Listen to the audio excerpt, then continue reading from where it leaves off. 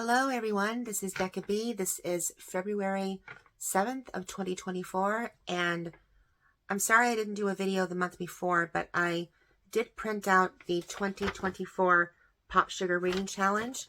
This time they came up with two, so there's a list here and more titles that I've written on the back, but they also came up with this one. It's like I guess it's like a calendar to track your progress. And I think there's a way that you can print out the pictures of the books and place them on here. I'm not 100% sure, but we'll see. We will see how that fares. So let's get started for the 2024 Reading Challenge. This one is a little bit different. So for the first prompt, we have a book with the word leap in the title. So one of the books that I have currently, my mother read this one by Queen Nor. It's called Leap of Faith, Memoirs of an Unexpected Life. So that's one of them. Lisa Halaby became Noor al-Hussein, Queen of Jordan. So this is her book here. And I guess because 2024 is considered a leap year, I know we have, I think, one extra day in February, if I'm not mistaken. Prompt 2, and we've seen this one a lot too. A Bildungsroman, or a coming of age story. So there's already a few here that I can list right off the bat. There's The Secret Life of Bees, The Heart is a Lonely Hunter by Carson McCullers. We also have my personal favorite, which is A Tree Grows in Brooklyn. But again, I'm one of those people that I want to read books that I haven't read yet. So the one that I'm thinking about reading is A Portrait of the Artist as a Young Man by James Joyce. Prompt 3, a book about a 24-year-old. Now, this is one that Darling Desi had mentioned called Frederica. I'm going to check that one out. A book about a writer or / author, the 13th Tale. And of course, the reason I got this book, and this is a used one, you can tell, because it has books on the cover, and it's by Diane Setterfield. Prompt 5 is one I know nothing about, a book about K-pop. So unless if you're one of those people who has heard about BTS and K-pop world, I don't know of any particular title. If you guys want to recommend something, let me know. A book about pirates. Recently, there was a book at Barnes & Noble that I did see called The Wager, and this is by the same author who wrote Killers of the Flower Moon, and I completely forgot who the author's name was. Another one that also came up was called Black Flags, Blue Waters. But if you're looking for the ultimate writer on when it comes to pirates, check out the books by Raphael Sabatini. So I am talking about Captain Blood. And if you're not familiar with that, it was a movie that starred, I think it was Errol Flynn's first all-starring role that prompted him into fame. And another one is called The Seahawk. Captain Blood is my personal favorite. Prompt 8, a book by a blind or visually impaired author. I literally just finished these. So let's start with the artist / author known as Paul Castle. This is his children's book here called The Pen Grooms. And the second one is called The Secret Ingredient. This artist / author is 90% blind. He has, I completely forgot what it should say in the book here. Yeah, he's a legally blind author and illustrator. He has lost over 90% of his vision to an untreatable eye disease. This is how it's pronounced: retinitis pigmentosa. So right now, he and his husband Matthew are traveling the world so that he can see everything before he completely loses his sight. He may be onto a third book, because there were people that were asking, do you have any more? This is the Pen Grooms. This is what he came up with for their wedding, and it is absolutely adorable. Go check him out at Paul Castle Studios. So, and listen, I love children's books. This by far is one of my new faves for this year. A book by a deaf or hard of hearing author. Something called Beethoven's Letters. I guess an autobiographical collection of his letters. But yes, the great Ludwig Beethoven was a deaf composer. A book from a genre you typically avoid. So I tend to avoid any kind of thriller, any kind of psychological horror book because that plays around with my mental psyche a little too much. But this one looked interesting. It's entitled The Guest List. A book from an animal's point of view. One of the best books that I read prior to even hearing about the reading challenge was about the dog Enyo, and the name of that book is called The Art of Racing in the Rain. That is by far great. But, and I don't have it, the one that I want to finish, because I actually can see this as a film, don't take that away from me, but I actually want to read Traveler by Richard Adams. Traveler was the name of Robert E. Lee's horse, and apparently this book is based from the horse's point of view. Or in this case, straight from the horse's mouth. A book originally published under a pen name. So there was a book that I was going to read last year, but I didn't get to, called Mill on the Floss. And if I'm not mistaken, that was written by George Eliot. But George Eliot is the pen name of the author. And don't forget that Jane Eyre, Wuthering Heights, and The Tenant of Wild Bell Hall, Wild Bell Hall, were written by Charlotte, Emily, and Anne Bronte. But don't forget, originally the names that they used were Bell. That was the pen name. Currer, Bell. There was, I completely forgot who the other three were. A book recommended by a bookseller. So the next time that I go to Barnes & Noble or to another, or possibly to Open Book, I'll need to ask them, what would they recommend now? A book recommended by a librarian. Yet to happen. A book set 24 years before you were born. 24 years, so that would be 1958. There's a couple of titles in here that could fit this task. One is The Reader, and The Reader was the one that starred Kate Winslet. And another one is called, I think I wrote this down, it's called The Luckiest Girl. I could be wrong. Prompt 17, a book set in a travel destination on your bucket list. Well, this could go a whole bunch of places because there are plenty of places that I would love to go to, like Switzerland, Ireland, Japan. Those are my travel destinations that are on my bucket list, so we'll see.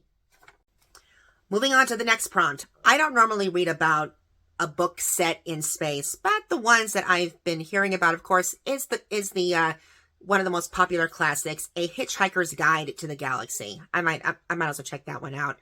A book set in the future. Well, my favorite sci-fi author is Ray Bradbury. So if you're into his work, I would definitely recommend Fahrenheit 451. Another one I would actually look into is Station 11. Oh boy, that was like a prophetic forerunner of what we were about to face, COVID-19. But this is a totally different take. So those two are good. But there's this one here that I wrote down. And again, I want to read books that I haven't read yet. So a book set in the future, I have something entitled The Last Man. I don't recall who wrote it. A book set in the snow. So a book that I had read, which is a great, wonderful story about, but this one is entitled The Snow Child, and it can also go under magical realism. The other one that I read the year before was not even the year before. I read it earlier. It's Catherine Arden's, I think it's part of the Winter Night trilogy. The one that I read, it's kind of like a take on Beauty and the Beast. Sarah J. Maas's A Court of Thorns and Roses is kind of the same thing, but so much more different. The Bear and the Nightingale is another one. The one that I do want to read is The Girl in the Tower. So that is the second part of the trilogy. A book that came out in a year that ends in 1924. Well, when I was at Barnes & Noble the last time, and there was something that caught my eye, entitled Wild and Distant Seas. So this is a take on a historic novel by Herman Melville. It is Moby Dick, but with a feminine twist. It's Prompt 22.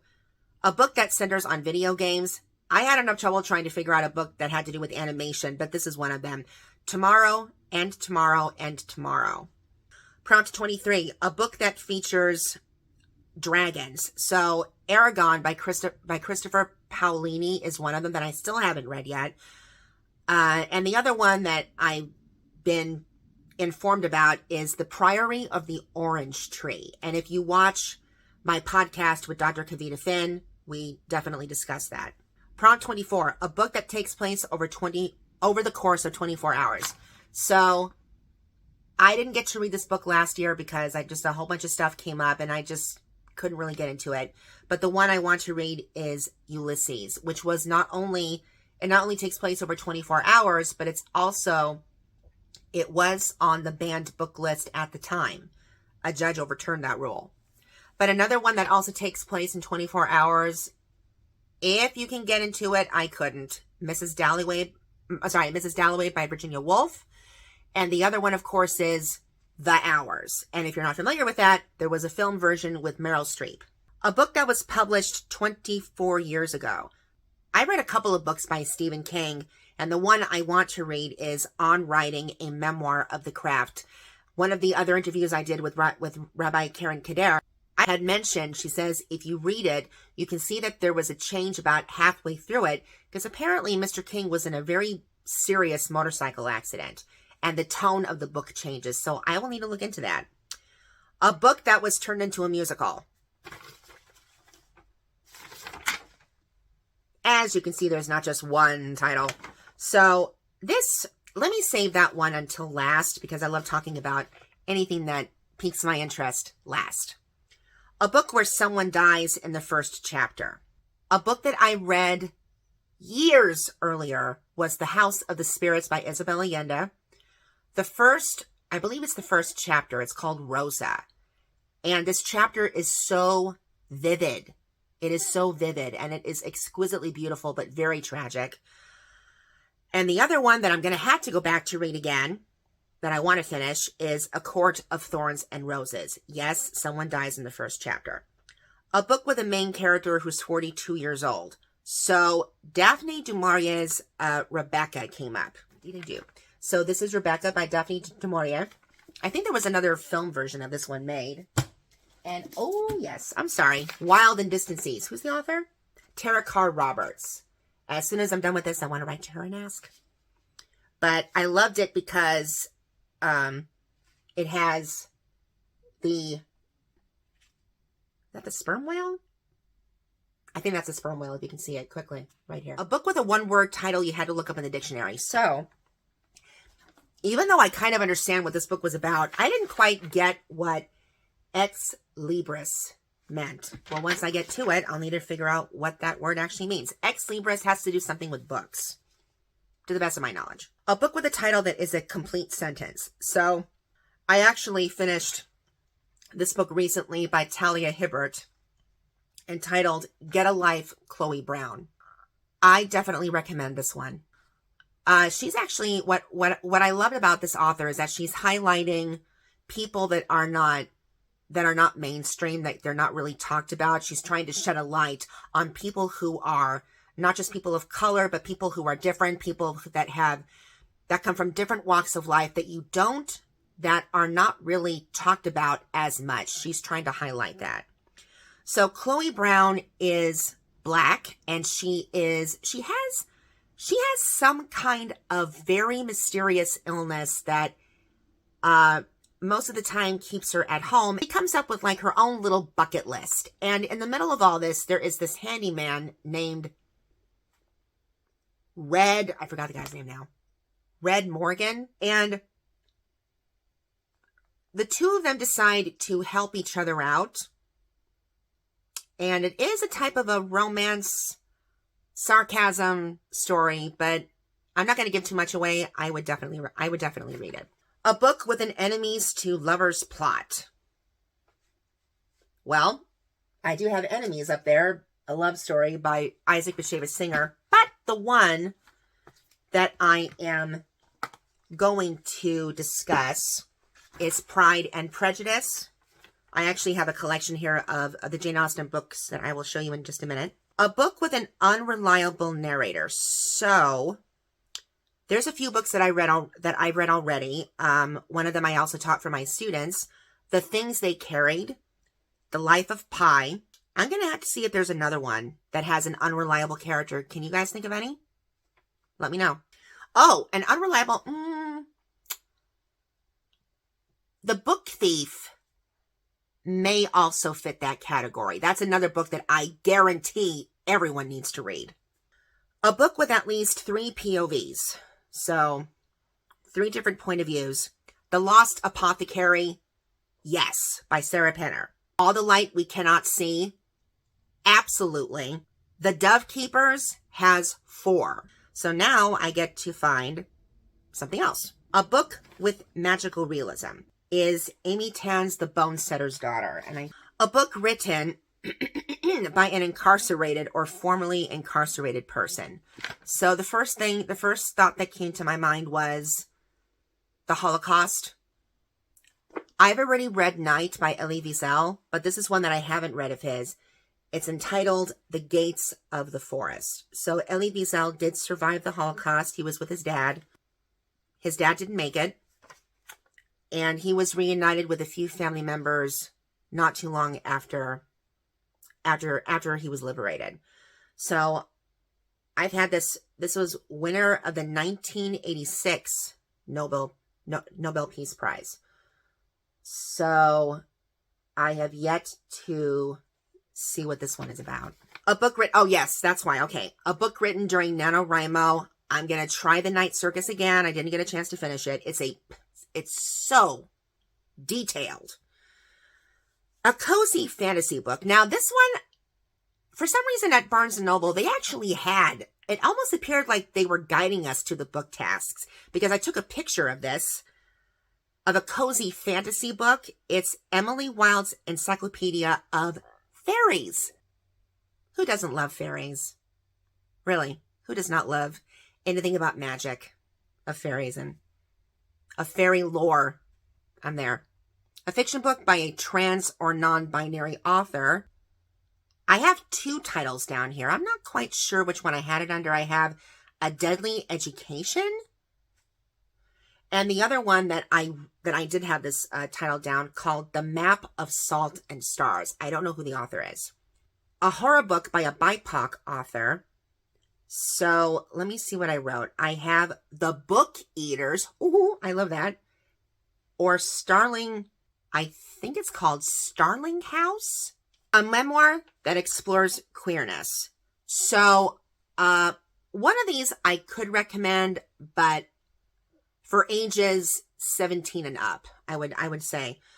And it's a graphic novel entitled Fun Home, a Family Tragicomic. And Fun Home apparently was turned into a musical.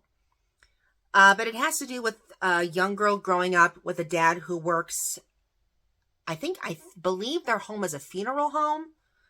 And it's about her life growing up there. But since I've already read that, I actually want to read Neil Patrick Harris's memoir. And I cannot for the life of me wrote down what the title is.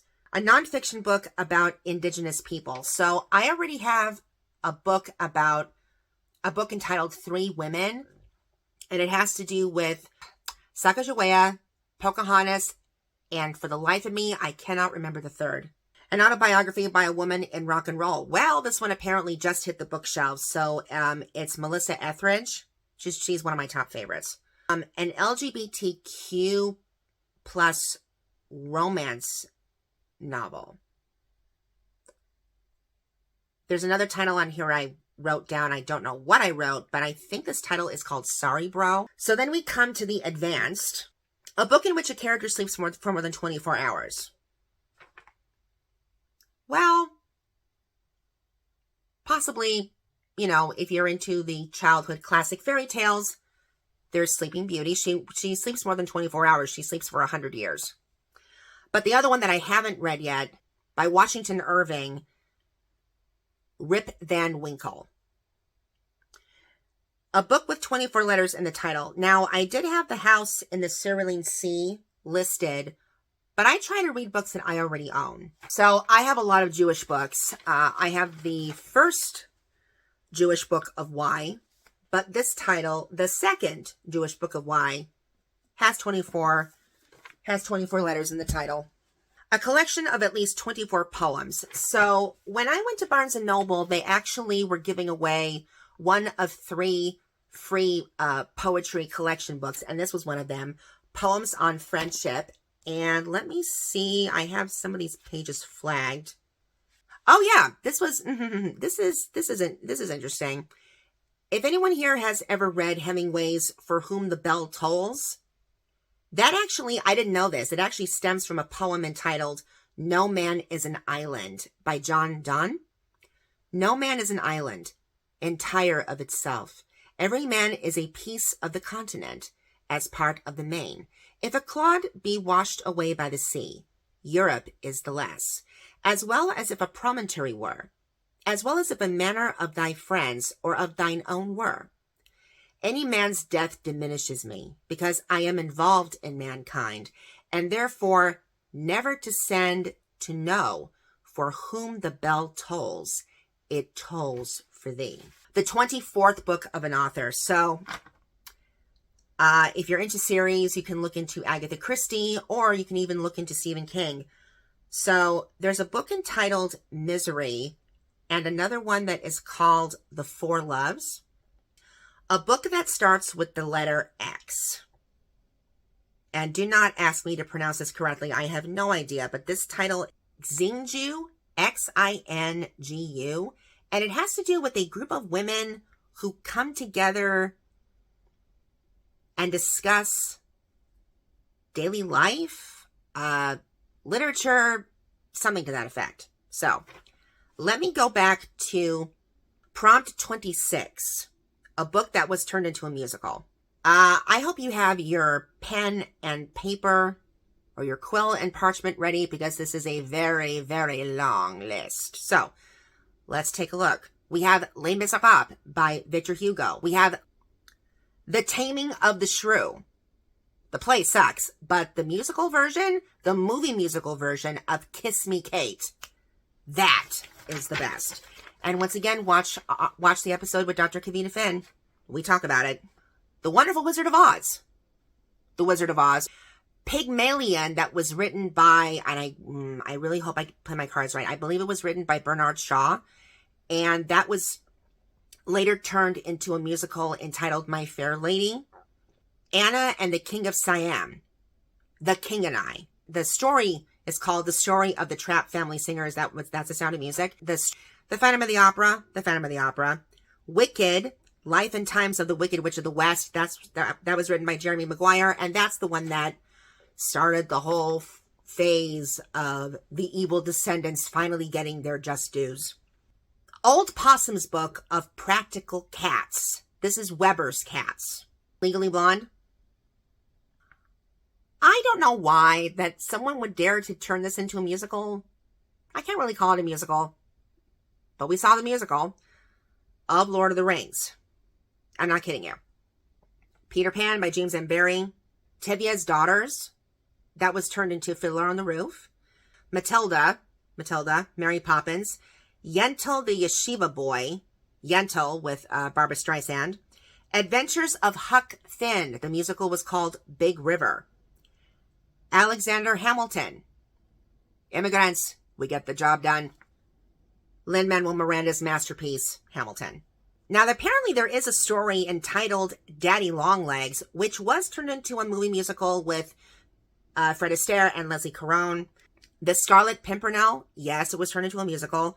The Secret Garden, I read the story. It is absolutely beautiful. And I remember seeing the musical, and I have no recollection of any of the songs. Oliver Twist. That's by Charles Dickens. It was turned into Oliver. Set aside some time for that. Dr. Jekyll and Mr. Hyde. We got Jekyll and Hyde. Gentlemen Prefer Blondes. Classic.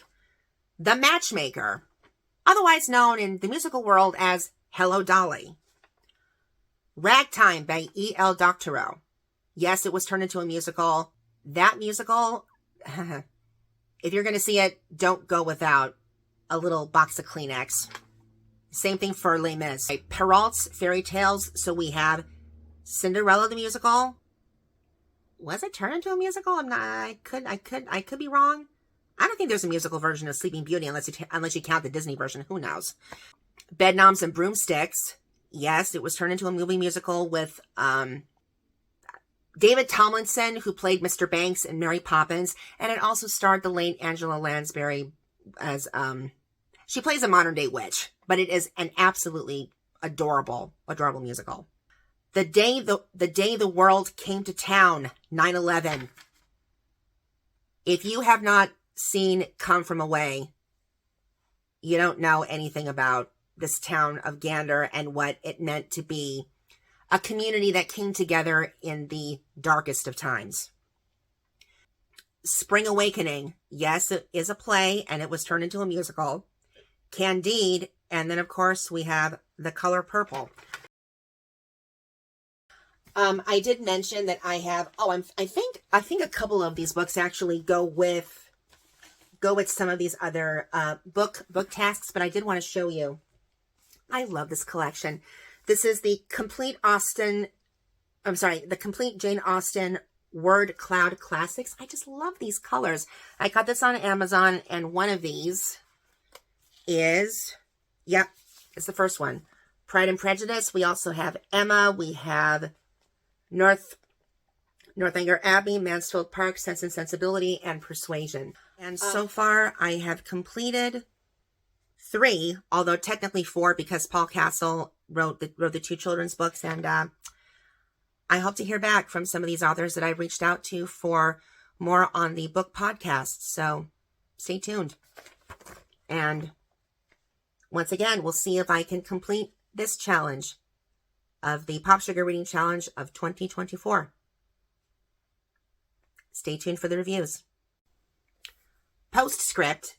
This is my new reading journal that my friend Jessie had pointed out for me. We kind of like gifted each other books when we went to Barnes & Noble. But I actually like this one. It's called Bibliophile Reader's Journal. It's so much more colorful. And this actually goes a little bit more in detail of what I'm looking for. So this is the layout. So it has the date started, day finished, ratings of the book. Then we have book title. We have the author. We have plot notes. This I think is a great reading journal for school students to look into, because they need to know about story, about plot, about summarizing. So here we have character notes. We also have favorite quotes. As you can see, sometimes my quotes can go all over the place. Other books to read by this author, if there are any more.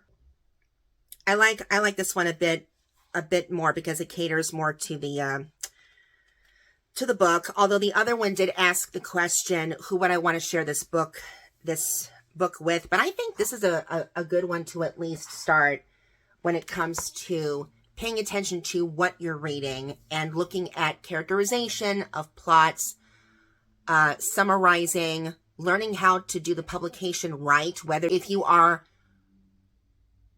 writing an essay or like a literary book review or a literary analysis, you need to know that there are differences on writing publications MLA style versus APA. So make sure that you study up on that. But yes, this will be the journal, and I will write down my notes on the books that I have already read. So stay tuned for that episode. And I also forgot to mention that I did hear back from someone that I tried to reach out to the year before. And hopefully I will hear from him in spring. So I'm not going to give anything away. We are a democracy of readers.